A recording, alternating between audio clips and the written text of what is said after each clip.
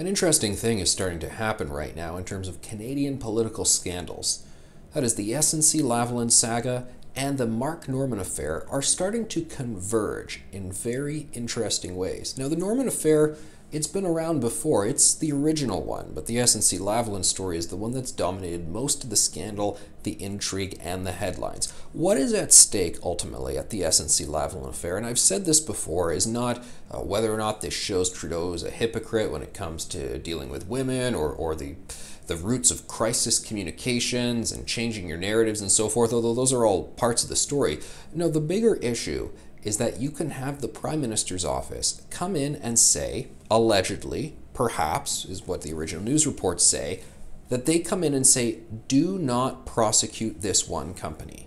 That you can have judicial partiality, that you can have political interference in a justice case, basically obstruction of justice. And some experts have said, yes, the criminal code has been violated before, violated right here in this instance. And that's a big problem because this brings Canada, even just for the shortest amount of time when Trudeau was having that conversation or someone from the PMO was having that conversation with Jody Wilson-Raybould, that brings Canada into line as being one of those shady countries that does this stuff more frequently. And if we let one thing pass, well, then we get a feeding frenzy. We start to do it even more. It becomes a thing that can happen, and Canada suddenly slips. We have democratic backsliding, where we are no longer the outstanding country that we have been for decades. So how does the Mark Norman trial fit into all of this?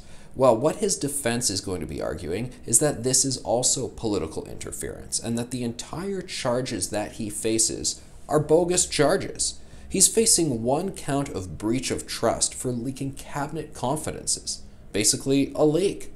Telling the media or telling other people, here's what happened. Now, he's defending himself against all of this, but a lot of observers have also pointed out, hold on a second, this happens all the time in Canada, hundreds of times a year, thousands of times a year. People have scratched their heads going, well, to our knowledge, no one has ever faced a criminal charge for this. So why a decorated former head of the Navy, why would he be a person who faces these charges? People say because the PMO wanted to see it that way. And that is why his defense lawyer, Marie Heinen, is filing to subpoena a whole bunch of text messages and other messages and correspondence between people in the PMO to prove just that.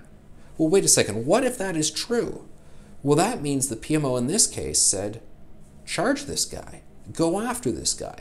They instructed the justice system to do just that. Then we've got the allegations of SNC-Lavalin that they got on the phone and said, don't prosecute this company. Then we've got the questions about Huawei, concerns about whether or not there would actually be political interference there, even though it is the Attorney General's call as to whether or not all of that goes through. Wait a second. This is not a good trend at all, to see that the Prime Minister's office under Justin Trudeau is actually being accused of interfering in the normal landscape of justice multiple times? So what's going to happen next? Are they going to say, oh, I don't like this guy's Facebook comments, so tell the Minister of Revenue, maybe this person made a problem on their tax returns, didn't cross their T's and dot their I's. Next thing you know, they're coming after you. This is why when you read the latest developments on these stories and the details of solicitor-client privilege and all these things that might make people want to gloss their eyes over and say, yeah, I got news fatigue, I'm not paying attention to this anymore. It matters, because we have a situation on our hands here. And thinking of the Mark Norman case makes one appreciate why Jody Wilson-Raybould is so reticent to speak. Because all Mark Norman is accused of doing is speaking about the wrong thing to the wrong people. He faces a criminal charge. This is why she's lawyering up and looking very carefully at things, not just to be cagey, not just about bringing out maximum political damage to Trudeau or minimum political damage to herself, but to see, hey, wait a second. If I say something that the government doesn't like, could they Mark Norman me? Could I be criminally charged? Could I face consequences? Maybe this is what she's thinking about. Quite frankly, it's sad that Canada's become a country where people have to worry about this, and political interference in the justice system is something that we are seriously talking about as being a possibility.